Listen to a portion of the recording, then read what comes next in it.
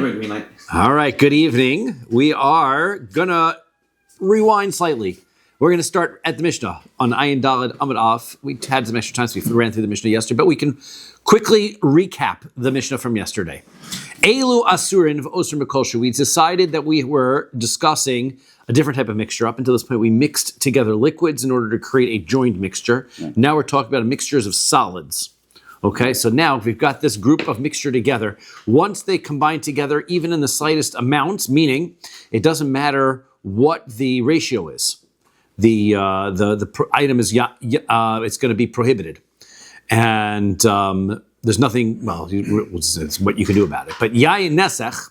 First one is yayin nesech. Now, yayin nesech is a liquid, but we're talking about barrels of yayin nesech that mix together with barrels of other permitted wine. So the barrels themselves, or bottles, or whatever it is, something that is a distinct, separate unit.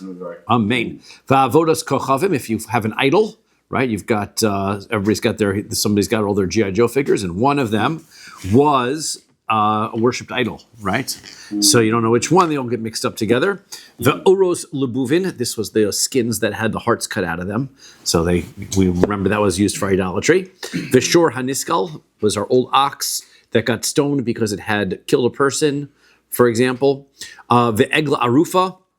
And then we had the calf that was killed by the sages of a particular town because they didn't know who was the actual murderer of this person. And so the sages of the town that's closest has to perform the ceremony of the egla arufa. The calf gets killed and the carcass is prohibited. V'tzipuri mitzora, the birds of a person who has tzaras, his offering. He has two birds. One is killed, one is set free. And the bird, until it's set free, is prohibited for getting any benefit out of it. The Se'ar Nazir, also the hair of a Nazir, when he shaves it all off, that is also prohibited for any benefit. That's what he starts in the beginning, right? That's also what he starts, and also when he finishes, right? He also has to shave off when he finishes. Upeter Chamor, also the firstborn male donkey, right? That has to get its neck broken or exchanged for a sheep, right? Lamb. So then that's also that also is prohibited until that point. Ubasar Bechalav, milk and meat mixed together becomes prohibited at any benefit. Se'ir hamishtaleach, and Yom Kippur is coming up. This is the goat that gets sent to Azazel, that gets thrown off the cliff. That one's also prohibited. V'chulin shenishchatu v'azar, if somebody slaughters non-sacrificial meat in the Beis Hamikdash, that also becomes prohibited for any benefit. Harei elu asurin, they are all prohibited. The osrin bekolshu, and they prohibit it in the slightest amounts. Is there a punishment for someone who sells unforbidden meat for the Beit HaMikdash? Yes, if somebody slaughters, it's a los aseh, right? Bringing chulin lazar is a los aseh, right? That's where we're going to see that. What's the punishment for that? Regular los aseh should be malchus, but we'll have to take a look and see when we get that. If I recall, it's malchus. Mm-hmm. You don't have long to wait for that. That's upcoming. Exciting. Right? In Sechas Zvachim, in just a few weeks, and all that stuff is coming. Okay, says the Gemara. Tana mai kachoshiv. What kind of items are listed in our Mishnah here, right? So, I davar shebeminyan kachoshiv. Is he calculating things that are significant, meaning that they can be sold separately or counted as separate items? So, lesninami chatichos nevela. Why doesn't he include also then pieces of non-kosher meat, right? If something is a cow gets slaughtered and doesn't, the meat is not kosher, so it's a significant item. Why is that not counted here? Isuri hana. Well, what about the fact is that when it comes to nevela, you can get benefit out of it, right? You can throw it to your dogs. So if you're counting things that are maybe you wouldn't count the nevela because you're only counting things that are prohibited from getting any benefit.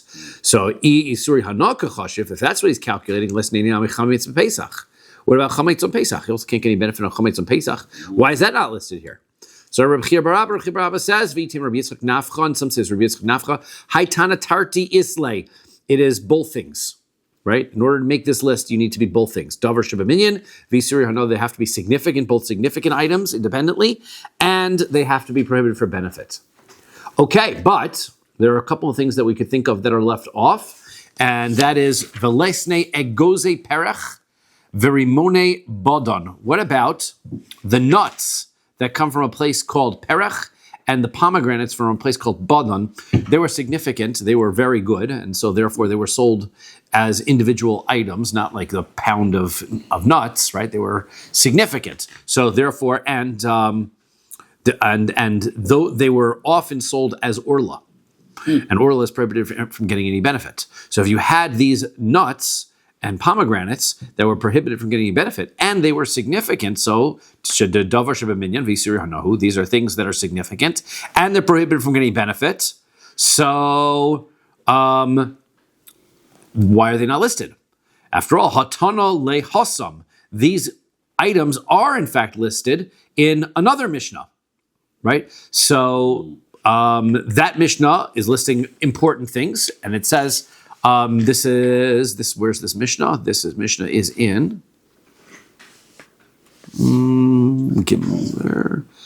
it's in Maseches Orla, right? It's in Maseches Orla, Paragimel, right? So it's Maseches Orla. Haroi la Orla, haroi la kilaya kerem. So those items that are applicable to the Orla prohibition are Orla, and those items that are going to be prohibited because they are grown in vineyards are also grown in vineyards. So therefore, and they get killed. So therefore, things that are on this list, that these items that are the pomegranate and the nuts, those are going to be Orla issues, right? But if you have wheat on this list or those other sorts of things, that you're going to mix them together. So those are going to be kilaya kerem. So those are that's where the prohibition is going to be. That's going to come over there now. So the point is, once they're already listed in the Mishnah over there in Orla, there's no point in bringing them back over here. They don't have to be repeated. The prohibition is applicable, and the rule applies. So kilaya kerem, vilesni kikorsho balabayis. So he says, okay. So I'm sorry, kilaya kerem. That's the end of that. So next, vilesni kikorsho balabayis. So why do you not include in our Mishnah also loaves of bread that are baked by a regular homeowner, right? Because they are large and they are significant.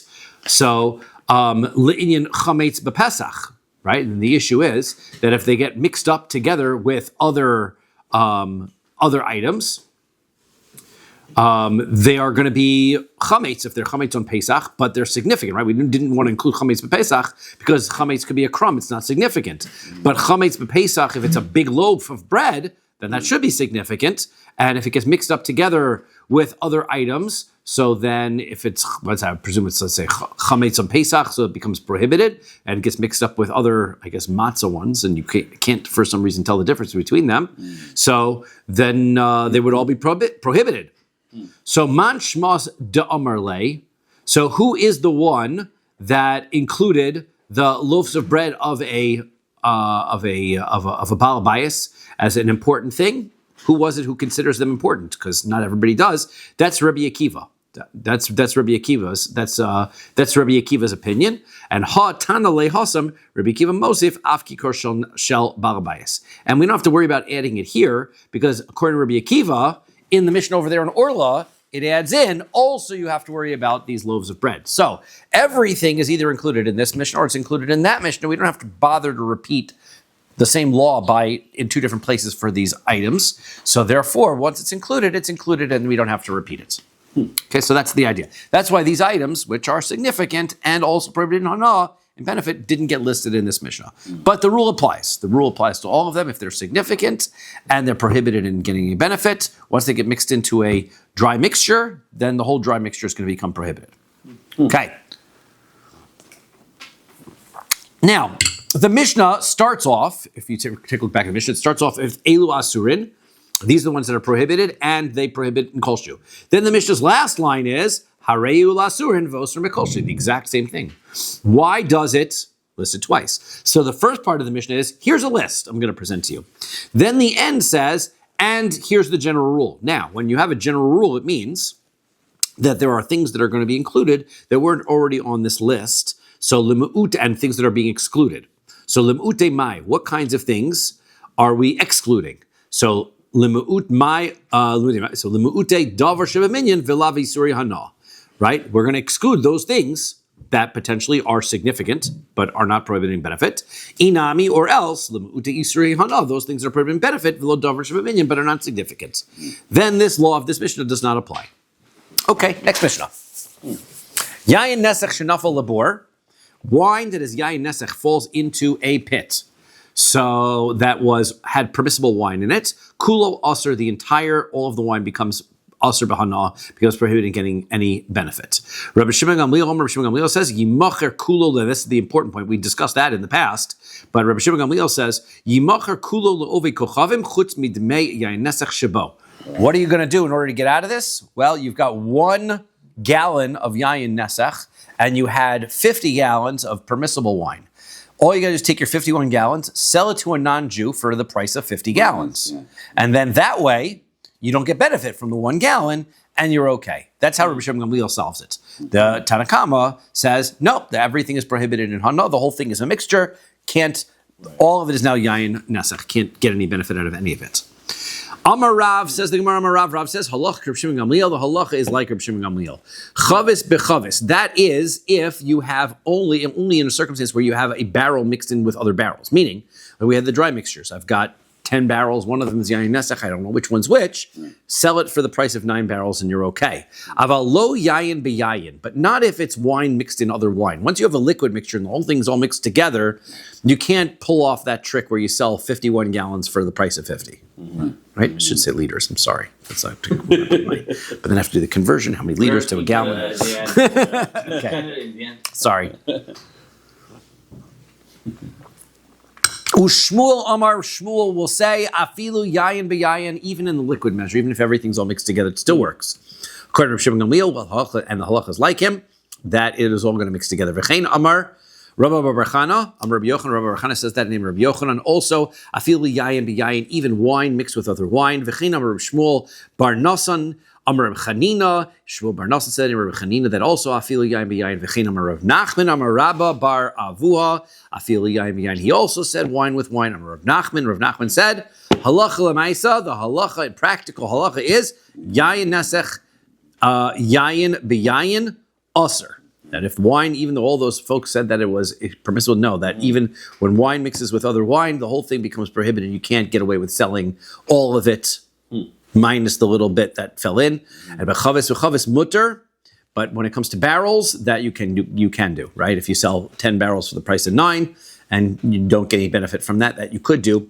Stam yayin, afilu yayin b'yayin mutter. But when it comes to wine that's not yayin nesech, but it's just plain stam yenom, which is probably all the wine we have nowadays, right?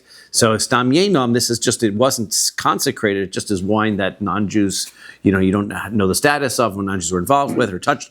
So that is going to be, that is mutter. That's where you can rely on this leniency and sell minus the part that you're going to get profit for. Ayin Dalid on my base. Next Mishnah, right? We're having a good time going from Mishnah to Mishnah. Yeah. Okay, now we've got a wine press. Gas shel Evan. We've got a wine press. Now, different materials absorb different ways, or different amounts. Stone is not very absorbent at all. Gas large, like gas, like in Yiddish. Yeah. Oh, right. Yiddish.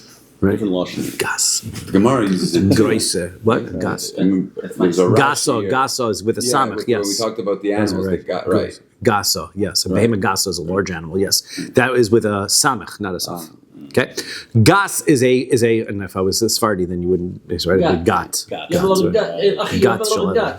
Okay. So this is a wine press, and they can be made out of stone, which is not very absorbent. They can be made of wood, which is more absorbent, or they can be made out of clay, earthenware, which is very absorbent, right? And that's even modern times, that one can easily clean out stone that doesn't absorb, right? So your countertops for Pesach, right? We pour water over them, we can, right? They don't absorb. Wood is more absorbent, is more problematic, and earthenware things we can't, right? Can't kosher those things. So, Gas Shel Evan Shazofsa. Okay, so now this was a wine press, and it was purchased from a non-Jew.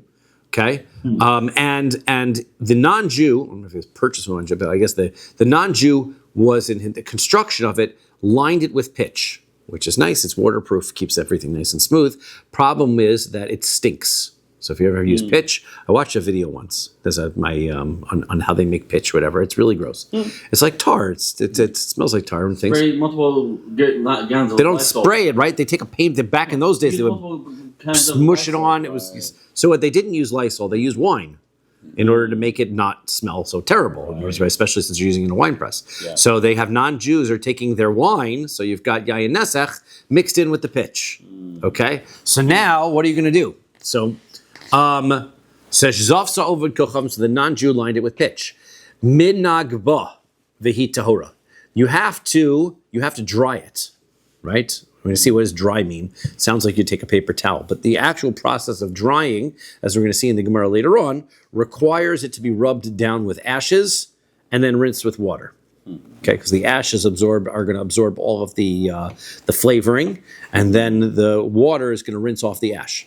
So we're going to see there's actually a couple of different how many times you have to rinse it, how many times you have to wash it off to dry it. But that's the process of niguv. It's actually more strict than washing. Washing is just to spray it down with a hose. Niguv requires that it gets absorbed with the ash. And then if you do that, v'hi tahora, then you're okay, right? V'shel eitz. Now if the wine press is made out of wood, so then Rabbi says yinagiv. Still needs to have drying. It has to be the same thing. It has to be ash. It has to be dried out.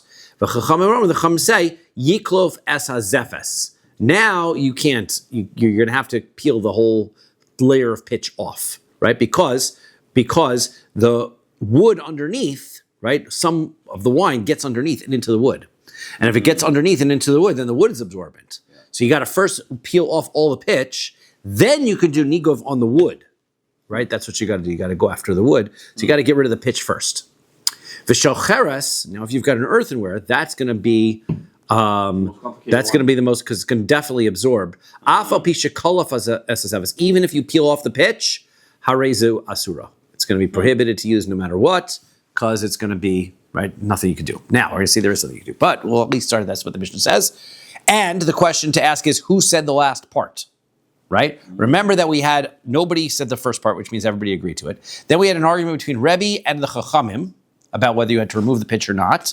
The last part just says, but if it's shocheres, it's going to be no good. Sounds like it's everybody. Okay? So I just want to point out that it sounds very much like that last line is everybody, and we're not going to agree with that in the end, but we're going to start with that. So does this suggest that earthenware is more absorbent than wood? Yes. Wow, that's surprising. Yeah. So if you could think of like when you have china, can't kosher that. Right. That's the hardest. Right.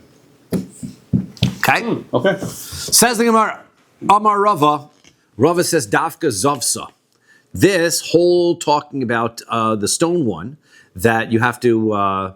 You need to dry it out with this ash. So that is only if it is lined with pitch. Aval darach ba lo. However, once the non-Jew has used it for stomping grapes in it, so then you're not going to be able to be satisfied. You're going to have to get rid of the pitch. Why? Because once it gets stomped on, so then the grape juice gets into the cracks, and that's where it's going to be bad. So. Pshita. I mean, that's obvious. Why you have to say that even? Because Zavsa Tanan, the Mishnah says that if all he did was line the pitch and the pitch had wine in it, so that's the problem. Not if he actually used the press, then it can become more problematic. No, Ma'udetema, what would you have thought? You might have thought, Hu adin afilu darach ba, that the law in the Mishnah would have applied also even if he stomped on it. V'haide katani zavsa, the reason why the Mishnah just says, hey, if the non-Jew put the pitch on it is urcha de milsa katani, that's just the normal way, right? And normally that's all the non-Jew would put the pitch on and he'd get his wine in it that way. He wouldn't necessarily get in and use the wine press. Kamash Malan. So therefore, no, this is what Rav is coming to tell you, that no, the Mishnah really means it that circumstance. Only if he just lined the pitch. If he actually used it, it would get worse, because then the grape juice gets in. Ikadamri, there are those who say that Amar Rava, the Rava said, Davka Zavsa, that this rule of having to dry it off is only if it is lined with pitch. Aval darachba, but if the non-Jew actually stomped on it, lo sagi lo beniguv. It wouldn't even be enough for it to be dried out. Right. So pshita. So that seems to be obvious because after all, zifta tanan, it says zafta, right? So mahu detem, what would you have thought? Hu adin dafilu darachba, that even if he stomped on it, v'hai diktani zavsa urcha demilsaktani, that what's the that the only reason why I talked about if he slurred it with pitch is because that's the normal way. Kamash malan. So this is coming to tell you, no, davka zavsa, just only if you did the lining, if he lined it, then that is what the Mishnah's case is, then he's got to dry it out. About darach, but once he uses it, lo sagi lo benigov, that is not going to be enough. I think I mentioned, may have said the first part wrong. I'm just wondering if I did that. That was the second part. So the first one is, no, that's what it is. The first one, the first way of Rava is that is specifically the Mishnah says if he lined it with the wine and the pitch, that is where it needs to be dried out. But if he used it and there's no wine in the pitch, then all he needs to do is rinse it off. Because the pitch is not absorbent, the stone is not absorbent, rinsing it off is going to be sufficient. And then we said, no, the Mishnah, of course the Mishnah says that. But then the second case is, no, it's even worse if he uses it, because then it gets stomped into the cracks, then you've got to remove the pitch in order to clean the stone underneath. Okay, so I'm sorry I messed that up, but those are the two different ways of looking at it. Either he's more lenient or he's more strict. Okay, so now we're going to bring a proof that the second version, that it's not good enough, is the version that we're going to be following. Kiahu de also lekame de Rabbi Chia. There was a story that came before Rabbi Chia in this sort of a circumstance, right? There was a non-Jew who aligned pitch on his who put the pitch on his wine press. Amar le havli gavra dedachi li mitzartoi. So he said, the person says, so the person said to Rabbi Chia, I need somebody who can kasher my wine press. That's what I'm looking for. He goes to the rabbi, needs somebody to kasher my wine press. Amar le Rav. So he told Rav, right? And this is right, Rav Zil Behadeh, go with him and kasher the wine press for him. So v'chazi delo mitzuchas alai be midrasha. Just do me a favor. Don't get me in trouble in the base measures, right? Don't make it that everybody's going to get fine. Don't do anything controversial. Make sure that you follow halacha. So, okay, that's what he says. That sounds boring. So, the idea, it's always good when you're in a position of responsibility and authority. Yeah. Boring is good. You don't want exciting. Azil chazye dehavashaya tfei. So he went in. So Rav went with him, and he saw that it was very, very smooth. Right, it's a very smooth thing. So Amar Havad de beniguv sagila. He says this for sure. The pitch is very smooth. It's in good condition. Then it's just going to be fine. We're just going to be needing to do niguv, just like the Mishnah says. We're going to do drying it out, and we'll be okay. Bahadi de ka'azil the asa. So, however, once he was going around and taking a look at the thing, so chaza pila mitute. So he saw. He saw some seeds or some skins, some I think it's some a crevice. He saw a crevice. That's what it is. He saw some crevice underneath the stone. Right, it was a stone wine press. He sees a crevice. V'chaza dehava mali chamer. And he saw there's wine in the crevice. Right, Amar halo sagila benigov. He says, well, once I know now the wine is inside, you're not going to be able to. Lining out the pitch isn't going to do anything. Ela bekilo, if you've got to scrape off the entire pitch and restart. V'hainu damar le chavivi. That's what my uncle told me. Ruchia was Rav's uncle, right? That's what my uncle told me. Chazi dolomatzches alai be midrasha. Don't mess this up, right? Just inspect it closely. The pitch is dry. The pitch is dry. And it's just a crevice. Why can't they just rinse it out? I don't understand. Because the wine got underneath the pitch. Now the stone underneath is all filled with this stuff. And they can't just power wash it out. I mean, the only way to get underneath everything is to open it up. Right. So they have to break, pitch is it's like concrete. You're breaking away the concrete. That's right. Yeah, you're going to peel away all that pitch. Peel it away, rub it off, and scrub it down with the niguv, do niguv on the stone. and then you're good from there. Then you can reseal it up again. Tana Rabbanan, our rabbis learned Hagas v'hamachetz v'hameshapech shel oved chavim. If there's a wine press, or I think it's the ladle or whatever it is, it's the utensil. The machatz is the utensil that they use to remove wine from the barrel, right? So it's a ladle. What utensil is machatz? Huh? What utensil is machatz? I think it's a ladle. That's what I think, right? I think it's a ladle. Yeah. And hamashpech is like a funnel, right? Shalovdid that are the non-Jew, right? So if he's got any of these utensils, Rebbe matir ben niguv. Rebbe said that all you got to do is you got to do niguv, right? This process that we're going to discuss, the drying of it. And v'chachamim osrim. The chum say no, it's prohibited under all circumstances. Umode Rebbe. Rebbe is going to agree bekankanim shel ovdei chochavim shein asurin, that the bottles that they're going to keep their wine in, those are prohibited. Now, what's the difference? The question is, how absorbent, how long does the wine sit there? If you've got a ladle, you scoop it out, you pour it out. Funnel, you pour it straight through. When you've got a bottle, you pour the wine in and it sits there. So one is there to stay. The other one is not there to stay.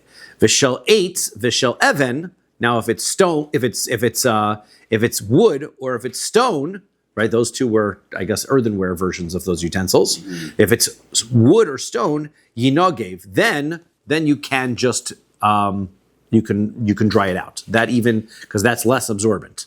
Vimhayu mezufafin asurin. However, all these utensils. So if they are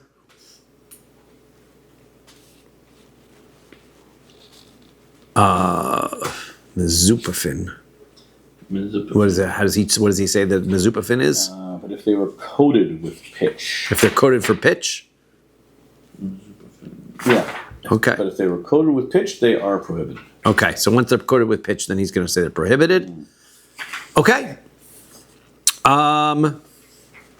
So that's going to sound complicated compared to our Mishnah. That's the point. Vatnan, we learn in a Mishnah. Mishnah says, Gas shel even shezofsa, if the wine press has pitch on it, so then ovin kochavim by the non-Jew, so then minagba, then you could just dry it, vihitor, and it's fine. So therefore, why do these utensils, if you put pitch on it, it becomes a problem? So the answer is masnisin de lo dorach ba. The Mishnah is talking about a case where it wasn't stomped in. Right? Then it doesn't get into it. Brisa the dark, but the brisa is talking about once it was used, then I guess the wine gets underneath the pitch, and then it gets, I guess it stays there in this in the cramped locations, whatever, and is more absorbent under that. And so therefore, once it gets into the cracks, so then even a stone one is going to be prohibited until you peel the pitch off. In the article, it has like a graph or a chart? Yeah, yes. Chart. Yeah. But that's going to be on the next thing. I saw that chart also, but then we'll get into the next thing. Okay? Amar Mar. Mar said, Hagas v'hamachetz v'meshapech shovei kocham. So now let's go back over this brisa that brisa now said. Okay? If we had the ladle, the funnel of the non-Jew, Rebbe matir benigov, Rebbe's going to say that's going to be enough if you are going to dry it with ashes. V'cham osrin, and the chum say, no, it's prohibited. V'hanan tnan, but we learn in our Mishnah, shelcheres, if they're made out of earthenware, aval pisha kolaf esazefes, even if you peel off the pitch, harei zu asura, it should be prohibited anyway. So how are you going to understand the Mishnah, which we said sounded like everybody's opinion, sounded like it was Rebbe's opinion, sounded like the Chum's opinion, so said that you can't kosher it at all. And now we're saying that these Rebbe's saying that it's permissible in these utensils that you use a limited amount.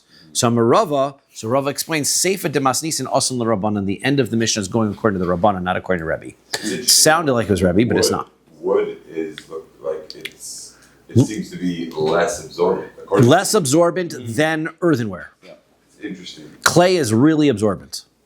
Yeah. According to the Mishnah, according to Rabbi in the Mishnah, you could just dry it. That's what it's. Well, according to Rebbe in the Brisa, is drying is enough. That's correct. Rebbe in the well, we're going to come to that conclusion because the Rebbe isn't. doesn't say anything in the Mishnah on that last point about earthenware, right? We're going to assume that Rebbe holds the same thing by earthenware as what he holds by wood, right? That's what the Mishnah says. Rebbe holds this by wood. He holds the same thing by earthenware. We don't hold like that at all, right? What is considered? Well, we never use ash. I don't know if I've ever heard of anybody using ash or whatever to kosher their utensils. So you're going to see there's other ways to go. Right. But just wood in general, I would think. Wood in general, could we not kosher wood? I suppose theoretically, according to this, you could. I have to double check that and look it up, right? But theoretically. Darash Rava, Nava Artachu. Rava would boil, right? He would pour boiling water if he had a wine press that was made of wood or stone that was what do you call it? That had pitch, right? And they stomped on it. So he said that everybody says that it's no good until you peel off the pitch. He says if you want to use it immediately, you could just pour boiling water over it. So that's Brian's idea, the power washing, right? You can power wash with boiling water. That's probably why that's all what we do. It's probably much easier than peeling off the outside and rubbing it with ash. We just put everything in boiling water, right? Okay, Rava, Kihava Mishaded Gufi Leharpanya. When Rava was sending with non-Jews some empty utensils to a place called Harpanya, and he would place them. So what he would do is he would put them into a sack, right? Because he doesn't want them to use these empty utensils, because then you're going to wind up with koshering problems. So sachif lehu apumaihu, he would put them in upside down. So the opening of the utensil would be on the bottom of the sack, right? So sachif lehu apumaihu, and v'chasim lehu birtzaihu, and then he would seal the bottom of the bag so they couldn't get into the bottom of the bag either, right? Oh. Right. Imagine that you've got your bag. This is I should make it look like a bag, right? There, that's a bag. Okay. Mm-hmm. Then he's got his utensil that is over here like this. Right. He would put that into the bag, and then he would tie this up close so that everything is now basically, you can't get to this without opening this, and that's clearly sealed. So he shouldn't ever be able to get into the opening. If you seal the seal is tampered with, you know it's not kosher. That's correct. But now he's basically looks like a double seal kind of a situation here, right? And that's the idea. Okay. Kasavar, because Rava held that kol davar she machniso likiyum afilu fisha gozer barabanan. That even if anything they're going to even if they put it in for a little bit amount of time, it's going to be darabanan. It's going to be problematic. So he didn't want them using it at all. Okay, so now let's talk about the drying process. Ba'meh minagvan. How are we drying these things out? What's this drying process that we've discussed? Rav Amar b'mayim. Rav said that you use water, right? Interesting. Though. Drying means water, but we'll explain that, right? Drying means water. Rav Barachana Amar be'afar, and Rav Barachana says with ash. Rav Amar b'mayim velo ba'afar. So Rav, when he says with water, so he means that he uses water without any ash. And Rav Barachana says I think that it makes no sense, right? How could you say that when Rav says you're going to use water, he means water with no ash? That's not drying. And when Rav Barachana says that he uses be'afar a little bit, how can you use ash without putting any water on it? How are you going to rinse it off? You just have the ash on it? How does this work? Ella, so rather, Ayin Ham and Aleph, Rav Amar b'mayim v'hu adin la'afar. Rav says you need water and you also need ash. And Rav Barachana Amar le'afar v'hu adin l'mayim. And Rav Barachana says you need ash, but you also need water. V'lo pligi, so they're not arguing, right? They both need water and they need ash. Ha berativta v'ha biyabeshta, right? What happens is, the question is, which comes first, right? And what kind of utensil we're talking about. So Rav says you need water first, then ash, and then you're gonna have to use the ash first because water would wash away the ash. Okay, so this is the issue, right? Is your utensil wet to start off with or not? If your utensil is wet, then put the ash on right away and it starts to absorb. Then you need to rinse it off at the end.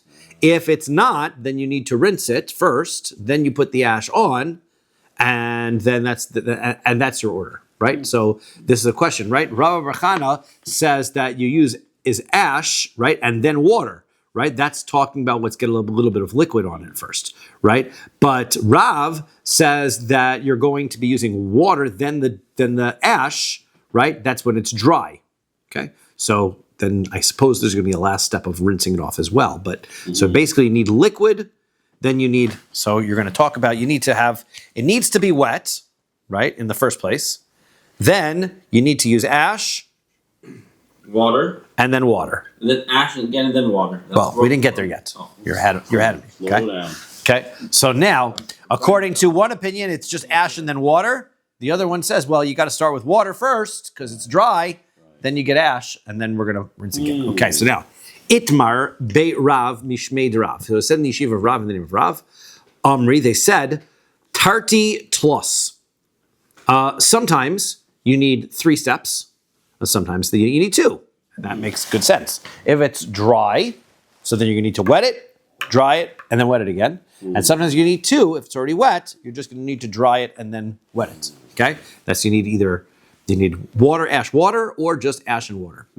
And Shmuel says, Tlos Arboy. You need 3 or 4.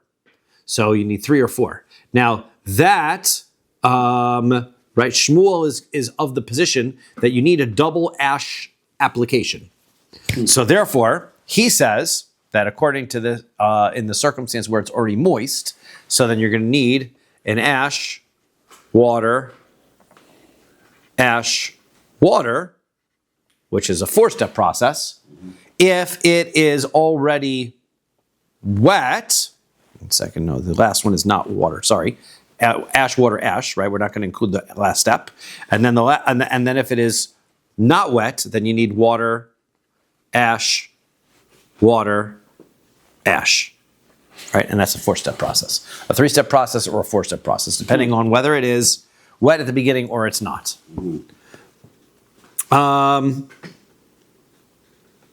Besura masnu hachi. In Surah, they learned it a little differently. In Surah, that's how they learned it. But Pumpadisa masnu be Rav, Amri. In Pumpadisa, they quoted the yeshiva of Rav, and they said, Mishmei Rav in the name of Rav, Tlas arboi, it's 3 or 4, Ushmuel Amar arboi chamesh. And Shmuel says it's a 4 or 5-step process.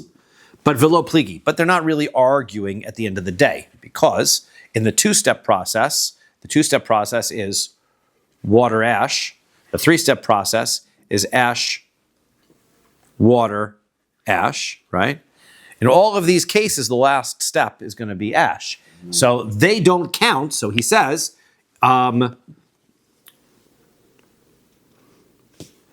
Mar kachashiv maya basroi, umar lo kachashiv maya basroi. In Pumpadisa, where they had an extra step, that's because they just said, and you have to rinse it with water at the end. And if you don't count it, so it's 2, 3, and 3, 4. 3, 4. So that's going to make sense. But if you add water at the end, washing off with water at the end, so then this becomes 3, 4, and 4, 5. So fairly straightforward. Okay, there I think there's a chart there as well for that. Yeah, there's an right? Okay, handy chart on your notes. So if you are following along at home, that's right. Why do they have it here in the bottom here like this? Water like in that? Because that's his point, right? They're not counting water as one of the steps. So it's going to be water, ash, water, which is the exact same thing as they hold in Pumpadisa, right. but they didn't count it as number 3. Oh, I see. Right? They didn't count it. Gotcha. Right? Okay, good. Bo mine me Rabbi Avo. So they asked Rabbi Avo the following question. Hane gurge deramoy. The gurgi were some kind of a net or strainer, and it was like a spider sort of thing. Huh? Like a spider type of thing. Well, it was used for when they would put the grapes into the wine press and they squish, they would keep the grapes, I guess, from spreading out all over. Because if you're squishing grapes and they're just, you've got amount to squish and you've got a large space, every place you step, they slide over to the side. So you want to be able to keep them contained in some sort of a place. I think that's what it's for. And then when you squish it, all the liquid runs out, right? Also, it could be used for in an olive press. So the process in an olive press is they would boil the olives first in order to make them soft. Then you've got basically a pulp. They would then take the pulp and throw that into the press. You needed to have some sort of container to throw the pulp into and hold the pulp together, right? Because otherwise you've just got it all running all over the place. So is this basically this straining device, a container that was made out of a wicker or a lattice or something in order to be able to keep that, allowed the liquid to flow out, but held the contents in. It says a lattice work. I don't even know what a lattice is. I don't even The mechitza is a lattice, right? That's lattice. Oh, okay. There you go. Okay. So these gorge of the Arameans, so they were what do you call it? They were not kosher because they came from the Aramayim. So what's the halacha by them? How do we kosher them? Right? So Amar le Rabbi Avodah, so Rabbi Avodah says, Tanisua. We learned this in a brisa. Haresha hayu gitov ubeis bodov tmein. Let's say, and now we're talking about tuma and tahara. So just note that we switch topics for a moment. If you're going to have a wine press or an olive press and they're tameh, okay, that means that here's this person. Normally he doesn't really care about having his wine and his oil made in a state of tumah. So he's not manufacturing it for use in the Beis Hamikdash. And he's not he's not going to use his olive press for a truma, right? But now, now he wants to make a run that's tahor. So how is he going to purify his press? So hadofin v'hadoshin v'halulavin. So when it comes to the dapin are the wooden beams, right, that they would put over the top of the sediment of the stuff that you're squishing, and they would push that down to squish it, right? So those pieces, the adoshin is the wine press itself, and the lulavin are the brooms they would use with palm fronds in order to broom and sweep everything up together. And I guess they would use that in the keep all the stuff inside the wine press, pushing it together. So all of those madichon. Then those just need to be rinsed. All that just needs rinsing. V'akolin shall notzrin, and the akolin are the ropes that they use to tie all the grape stuff together, which is basically the gorgon. This is the gorgi that we were talking about. We had a question about. So that's this. This is in the brisa. Shall notzrin v'shall bitzbutz. They're made from branches, or they're made from cannabis, which is weed. Hemp, right? That's use hemp rope, right? Sorry. It is also, they make that from that, but yes, also from hemp, right? Midnagban. So then you have to niguv on those, right? So you have to do the ashes to remove it because they're a little bit more absorbent. Vishal shifa, vishal gemi. And if, however, they are made from these branches that are called shifa or gemi, those are much more absorbent types of materials. So miyashnon yud beis chodesh, those you can't kosher with niguv. You have to let them sit for 12 months, right? Then all of the air evaporates all of the flavor, and that's what you have to let it sit for 12 months. Rabbi Shimon Gamliel says, manichon migas legas umibad lebad. You don't have to wait 12 months. You go from season to season, from one wine pressing season to the next wine pressing season, and from one olive pressing season to the next olive pressing season. So, Hainu Tanakam, what's the difference between that? You only have one wine pressing season a year, and you only have one olive pressing season per year. So what's the difference between the 2 points of view? So that's a good answer, fair answer, but it's going to be similar. Ika beinaihu, the difference is churfe. So what the va'afilu? So the difference is churfe. If you've got a season where the seasons, let's say, of a short season in between, right, or summer, a delayed season. Well, we're talking about like the 12 months in between. Let's say one year is a late wine season and the next year is an early wine season. We might not have 12 months. So if you've got that going on, So then one opinion is going to say it's fine, it's the next season, and the other one's going to say no, you got to wait 12 months, right? Similarly, the other way around, if you've got a long season in between, one says, hey, it's 12 months, it's going to be fine. The other one says, no, you got to wait till the season starts. So that's the difference between the 2 points of view. Rabbi Yossi and V'afli, that's the Afli case. Rabbi Yossi says, Harotza l'taharan miyad. Let's say you don't want to wait 12 months. Let's say you want to take care of this immediately. Mag'ilin berotchin. So then you put it in boiling hot water, right? And that's why it's our preferred method, right? Because it can save you a lot of time. So we're going to put it in boiling hot water. Ocholton b'meizesim, or you could soak it in the water from olives. So the water from olives, remember we said, in order to be able to soften up the olives, they would boil olives in water. So it's very hot, but I don't think it was, I think the point is it's not quite as hot as fully boiling water. But the fact that it had this olive oil that was the olive, I guess, whatever was from when they were cooking the olive in it, that helps remove the flavor as well. So either it's boiling water or very, very hot water with this olive essence in it. Rabbi Shimon Gamliel, Mishum Rabbi Yossi, Rabbi Shimon Gamliel says, in the name of Rabbi Yossi, right? Manichan tachas tzinor shememav mekalchin. You can leave it under running water. You can rinse it under running water. That also works. O b'ma'ayan shememav rodfin, or under a spring that has running water as well. Right? You got to rinse it under running water. It can't be sitting in there. It's got a running water. V'kama, how long does it have to stay under that running water? Oh no, right? It's got to stay for a period of time. Okay, how much is a period of time? Hang on, we'll get there. Kederech she'amru b'yayin nesach. Just like they said, this is the way that you would have to, remember our original question was, how are we going to do this gorge for a yayin nesach problem? And we started to answer how we're purifying it for a Tara problem. So they answer at the end, and this is the same way that we would do it. Just, you do this the same way you do by yayin nesach. Okay. Kach amru b'taros. Just like they said that you're supposed to do it by yayin nesach, that's how you do it by tuman taharos. Well, klapelaya, the Gemara says, wait a second, that's all backwards. This is b'taharos kamin, and we're talking about taharos here, and therefore it should say the reverse. Elad kederach sham b'taharos, just like we said, that's how you have to remove all of the flavors of the impurity so that you can have a tahor press. Kach amru b'yayin nesach, that's the way that you have to do it for yayin nesach also. Okay, so that's going to be the same law. So kama ono. So this was the question. What is a time period? How much is that? Amar Rabbi Chia bar Abba says, Amar Rabbi Yochanan, O yom o laila. An ona is a day or a night. One or the other. 12 hour, well, it's not exactly 12 hours, right? It's whatever day it is or night is. Reb Chana she'ena, the Amri la Reb Chana bar she'ena. One says Reb Chana she'ena. One says Reb Chana the son of she'ena.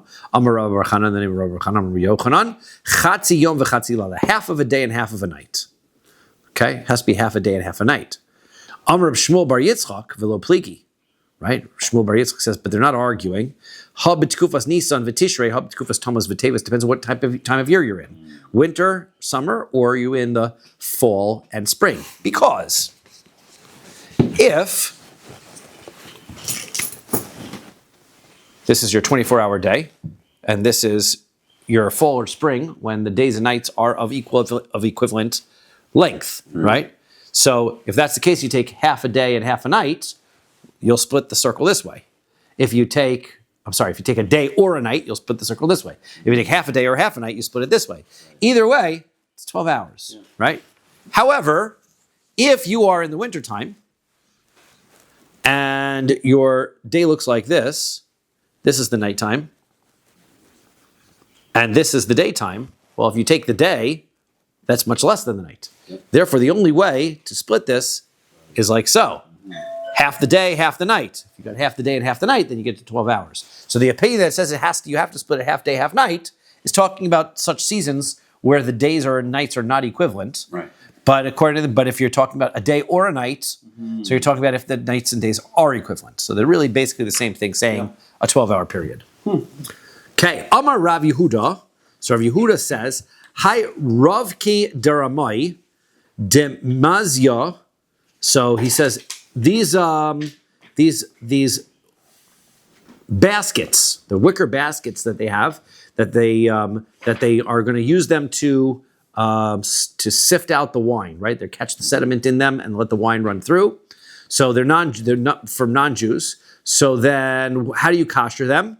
So then, dechiti bechevle ditsuri, if they are, what do you call it, woven with palm branches, right? Like the lulav holders and things. So madichon. Then all you got to do is rinse them off. Okay, on to the next page. Ayin Hey Amud Beis. Ditzavta, if they are made of this gemi plant, which we said was more absorbent, min nagbon, then you need to be able to use the ash method.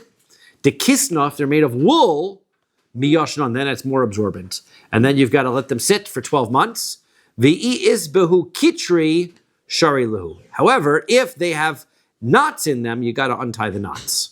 Okay, so right, so that's the you have to make sure that you let the knots out so that the liquid can get out there. Itmar.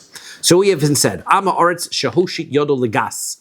If you have an Ama Aretz who sticks his hand into the wine press. Now, an Ama Aretz is considered to be Tameh, right? He doesn't go to the mikvah and make sure he's Torah all the time. So he's a Rishon L'Tuma. Okay, whatever he touches, so that he's an Avatuma, right? He could be a source of Tuma. Right. Whatever he touches becomes a Rishon L'Tuma, the next level of Tuma, first level of Tuma. Okay, all the things that he touches. Whatever is in that wine press that those items touch become a Sheni L'Tuma. Okay, that should be where it stops, because when it comes to Chulin, non-Truma items, there is no Shlishi. Truma can become a Shlishi and Kodshim can become a Ravi, but a third level, fourth level.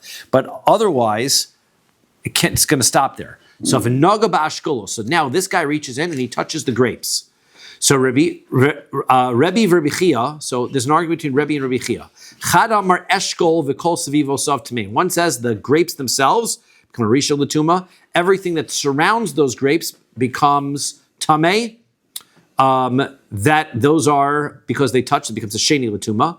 V'chol agas kula tahor, but the rest of the the wine press is fine. It's tar because it doesn't transfer any further. V'chad Amar, the other one says, no, kol agas kula nami tmeya. You have to look at the whole, I think that what he's suggesting is, you look at the whole grapes and the mush that's inside this press as all one unit. Hence, that's the Rishon L'Tuma. And everything else in it becomes, and then everything it touches, the wine press and could comes as Sheni L'Tuma. Now, Ulaman Damar Eshkol v'kol Sevivosav Tameim v'kol Agas Kula Tahura, according to whoever it was who said that the grapes themselves are Tameh and the rest of the wine press is Tahor, Maishna Meha, well then how are you going to explain how this is different than the case Ditznan, which we learned in a Mishnah? That says like this: a sheretz is an avatuma, shenimtza berichayim, and it is found in a mill, and it's going to be an olive mill. So we're going to have mush from olives. Eino matame el makom mag'o. So then only the place that it touches, that's going to become tameh. V'imhaya mashkin mehalech. Now, if liquid was dripping from them, from whatever it was they're crushing, so akol tameh, then it's all one thing. That everything is tameh. So therefore, how can you understand the way that you explained it the first way? The grapes themselves are tameh. Whatever touches is a secondary level and nothing further. This seems to imply that it's all one mush. So the answer is hasam lo mafsik velo midi. There, it's all one mush, right? When it comes to the olives, it's all one mush. There's nothing separating. There are no units there. Hacha mafski ashkolos. Here, the clusters of grapes are each one their own separate units. So if you touch one, that's end of unit one. Whatever it touches becomes unit two, and then it doesn't transfer further. Ole Rabbanan l'Rabbi Yirmiyah. So the Rabbanan taught Rabbi Yirmiyah, the Amri la libraid Rabbi Yirmiyah, and some say that it was to the son of Rabbi Yirmiyah. Kedivrei ha'omer eshkol v'chos v'usav tmeim v'kol gas kula tahora. The halacha is like the opinion that says that the grapes themselves are tameh, that whatever they touch is secondary tameh, and the rest of the wine press is tahor. Okay, we're going to stop here at the Mishnah. Beautiful.